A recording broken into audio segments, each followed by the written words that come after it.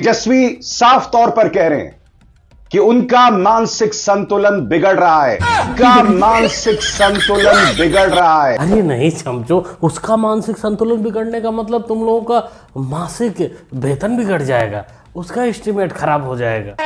कि राजा का बेटा राजा नहीं बनेगा, लोकतंत्र में वोट से तय होगा कि हमारा शासक कौन बनेगा, और यह जो लोकतंत्र है, यह लोकतंत्र ही भारत की बुनियाद है। बात तो तेरी सही है किंजर बेटा, लेकिन हमें लगता है तुझे इसी बयान की वजह से उस मंच पर चढ़ने नहीं दिया गया था कि वहाँ दोनों राजा के बेटे ही थे और राजा के बेटे ही राज करेंगे, ऐसी उनकी मानसिकता है। तुम लोग जब तक चमचागिरी करते रहोगे तब तक उनके पार्टी में रहोगे।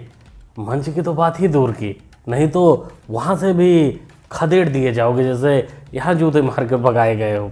दोनों चम्मच लेके पैदा हुए हैं, सोने का हाथ में, तुम कहाँ के खेत की मूली हो। अव्वल तो ये जान लीजिए कि हम उस दिन बिहार के मतदाताओं के अधिकार की रक्षा के लिए सड़क पर उतरने के लिए आए थे, ट्रक पर चढ़ने के लिए नहीं आए थे।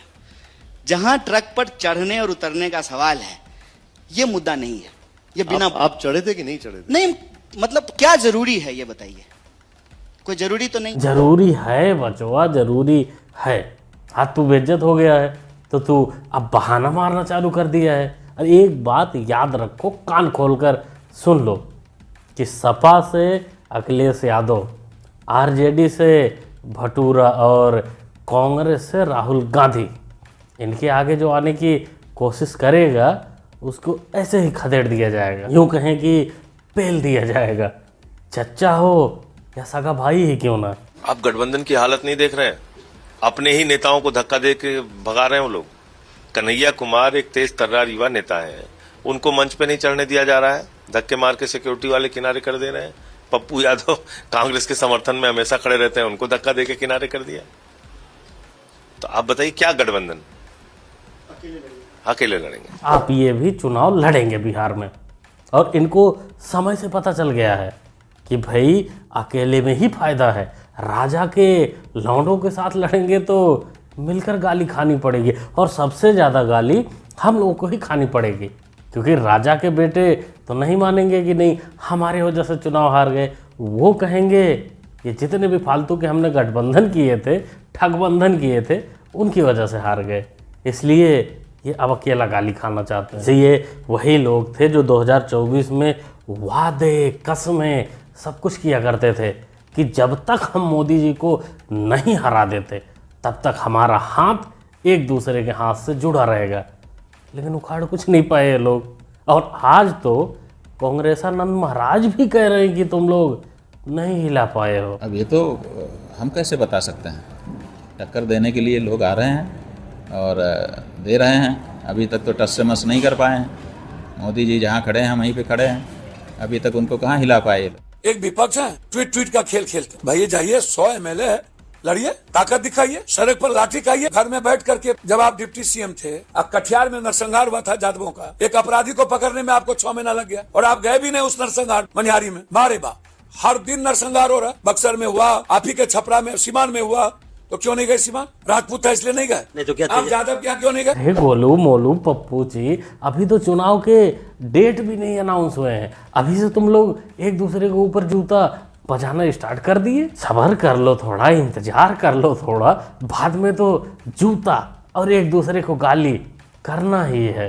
वैसे ये सारी बातें पहले नहीं निकल रही थी, ये सब बातें उस दिन मंच से खदेड़े जाने के बाद ही निकली हैं। अच्छा, वो जो सिंदूर दिया जाएगा उसकी डिबिया पर तस्वीर किसकी छपी होगी? कहीं ऐसा तो नहीं कि यहाँ भी वही दिखेंगे? खलीफा भौजी, सिंदूर की डिब्बी पर किसका तस्वीर होता, किसका होगा, ये तो पता ही नहीं चला, लेकिन सैनिटरी पैड पर तुम्हारे भैया की तस्वीर जरूर निकल आई है। लेकिन यहाँ सवाल और कंफ्यूजन ये है कि खलीफा भौजी, हमने तो ना तुम्हें कभी सिंदूर में देखा और ना ही कभी। प्यारी समझ गई। बिहार के तोर बाप बा, यूपी में तोर भतार बा, बंगाल में तोर यार बा, बंगाल के लिए क्यों नहीं बोलती हो? बंगाल के लिए बोलना चाहिए ना जी। और हर जगह जहाँ जहाँ बीजेपी का है वहीं बस उसको दिखता है कमियां। कहाँ से खबर आई? सूत्र बता हम उस सूत्र को मूत्र समझते हैं, हम उस सूत्र को मूत्र समझते हैं। वेस्ट जो होता है ना, देखो भाई, कम पढ़ा लिखा होना कोई गुनाह नहीं है, लेकिन परवरिश अच्छी होनी चाहिए। और यहाँ दोनों में गड़बड़ी है, दोनों में फेलियर। ये मीडिया के सूत्र को मूत्र बता रहे हैं और इनको चमचे सीएम बनाना चाहते हैं बिहार का। कल मोहन भागवत जी ने एक खुशखबरी दी। अक्सर वो खुशखबरी देने के लिए नहीं जाने जाते, लेकिन कल दी। उन्होंने कहा कि 75 साल का होने के बाद इंसान को किसी और को मौका देना चाहिए। अभी खुशखबरी क्यों है? खुशखबरी ये इसलिए है कि 11 सितंबर को मोहन भागवत खुद 75 के हो रहे हैं और 17 सितंबर को नरेंद्र मोदी जी 75 के हो रहे हैं। मैं अक्सर सोचता हूं कि अगर नरेंद्र मोदी जी सियासत में न होते तो क्या करते, कहां होते? मुझे लगता है वो बॉलीवुड में होते। खैर, अब वो बॉलीवुड में तो नहीं गए, तो बॉलीवुड तो बच गया, लेकिन देश नहीं बच पाया। देश नहीं पेड़ा चाचा, कांग्रेस बोलो। और यही मोदी जी कहीं बॉलीवुड में चले गए होते तो जैसे तुम लोगों की लंका लगा दिए हैं पॉलिटिक्स में, वैसे बॉलीवुड में भी इन कराची गैंग और खान गैंगों की वाट लगा दिए होते। इसलिए वो लोग तो शुक्र मनाते हैं कि नहीं, उनकी किस्मत अच्छी थी, वो राज कर लिए और बचे रह गए। जहाँ तक बात रही 75 के बाद रिटायर वाली, तो तुम आरएसएस प्रमुख की बात तो मान लिए, लेकिन आपके पप्पा समान रिमोट कंट्रोल वाले राष्ट्रीय अध्यक्ष की बात नहीं मानोगे क्या? सुनो, मैं तो समझता हूँ पॉलिटिक्स में कोई रिटायर नहीं होना चाहिए। इसीलिए बोल रहा हूँ, जिसको आइडियोलॉजी पे विश्वास है, जिसको राष्ट्र की सेवा करना है, जिसको अपने कौम की सेवा करना है, उसको मरने तक ये काम करना होगा, लोगों को जगाना होगा। बताओ जी, खड़गे जी जगाने की कोशिश कर रहे हैं और इधर पेड़ा अंकल चाहते हैं कि माते 78 की उम्र में रिटायर हो जाएं। शर्म नहीं है इस व्यक्ति में। जैसे पेड़ा, तुम जिस चक्कर में हो मैं जानता हूँ, तुम चाहते हो कि माते रिटायर हो जाए तो हमारा काम कुछ बन जाएगा, लेकिन ऐसा बिल्कुल नहीं होगा। तुम जहाँ हो वहीं रहोगे।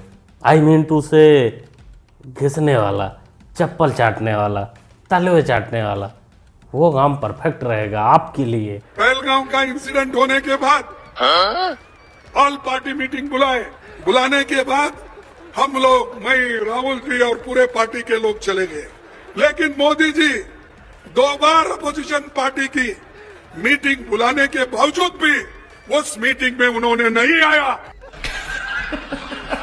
ये शर्मनाक बात है। शर्मनाक बात है?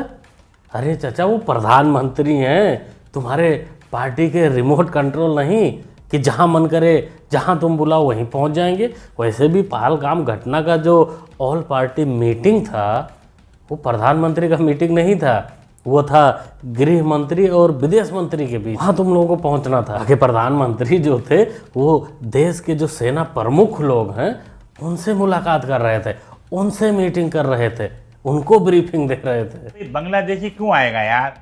यहाँ पे क्या सोने की खान निकल आई, पेट्रोल निकल आया? अरे बांग्लादेशी सऊदी अरब जाएंगे, बांग्लादेशी वहाँ जाएंगे जहाँ रियाल और डॉलर और वो चल रहा है, यहाँ काहे के लिए आएंगे? चाचा जान, बांग्लादेशी रियाल, दिनार, डॉलर के पास सिर्फ वीजा से पहुँच सकता है, लेकिन हमारे यहाँ धर्मशाला में कैसे भी आ जाता है। वहाँ गलती से एक दिनार कमाने पहुँच गया, बगैर वीजे बगैर कागज के पहुँच गया, तो पिछवाड़ा तोड़ दिया जाएगा उनका। हमारे तरह उनके यहाँ नहीं है कि लोग बचाने वाले, पालने वाले आ जाएंगे आप जैसे। इसलिए वो भारत में पैसा कमाने नहीं, कब्जा जमाने आते हैं। और आज बिहार में जब उन लोगों के ऊपर नकेल कसी जा रही है, तो तुम लोगों के पेट में मरोड़े उठ रहे हैं, दर्द निकल रहा है, प्यार उमड़ रहा है। हम आएंगे तो सबसे पहले माई बहन मान योजना हम लोग लाएंगे। हर महीने 2500 रुपए उनके खाते में देंगे। इन मूर्खों की हालत देखिए। अगर बिहार के हर महिला को 2500 रुपया दोगे तो बिहार में 5 करोड़ से ज्यादा महिला है, तो उसका बजट होगा 1.5 लाख करोड़ रुपया साल का। मैंने आपको बताया प्लान बजट ही है 50,000 करोड़ का। अब तुम दे दोगे 1.5 लाख करोड़ रुपया, कैसे दे दो? फिर वही बात है, 10 लाख नौकरी दे देंगे, पटना को पेरिस बना देंगे, 10 सबके खाता में 2500 रुपया दे देंगे। इन मूर्खों को कैलकुलेटर लेकर गणना भी करना नहीं आ रहा है कि अगर तुम 2500 रुपया हर महिला बिहार में दोगे तो 1.5 लाख करोड़ रुपया से ज्यादा का बजट होगा, वो पैसा लाओगे कहाँ? प्रशांत चाचा, हो सकता है मूर्खों के पास वो चारा घोटाले वाला पैसा कहीं दबा के रखा हो, उसी को देने की बात चल रही हो। जैसे दोस्तों ये जो फ्री वाला होता है, खासकर पैसा बांटने वाला 1000, 2000, 4000, 8500, इसको सुप्रीम कोर्ट को तुरंत संज्ञान लेना चाहिए और इस पर रोक लगाना चाहिए कि कोई भी पार्टी इस प्रकार की बयानबाजी नहीं कर सकता, अपने मैनिफेस्टो में नहीं डाल सकता, जो चीज़ पॉसिबल ही ना हो। पंजाब में देख लीजिए 1000 की बात हुई थी, वहाँ कुछ नहीं हुई। 8500 वाली तो बहुत आगे की बात थी, वो तो होना ही नहीं था। दिल्ली में 2500, ये सब पॉसिबल नहीं होते हैं। इन सब के चक्कर में जो लोग नहीं समझ पाते वो वोट देना कहीं और चाहते थे, दे कहीं और देते हैं। क्या सोचते हो दोस्तों, क्या कहना चाहते हो ये फ्री वाली स्कीम के बारे में? अपना ओपिनियन कमेंट बॉक्स में ज़रूर साझा करिएगा। बाकी ओवरऑल वीडियो के बारे में आप लोग जो भी सोचते हैं, जो कहना चाहते हैं, कमेंट बॉक्स उसके लिए भी खाली है, भर दीजिए, लिख दीजिए। मिलते हैं अगली वीडियो में। Thanks for watching.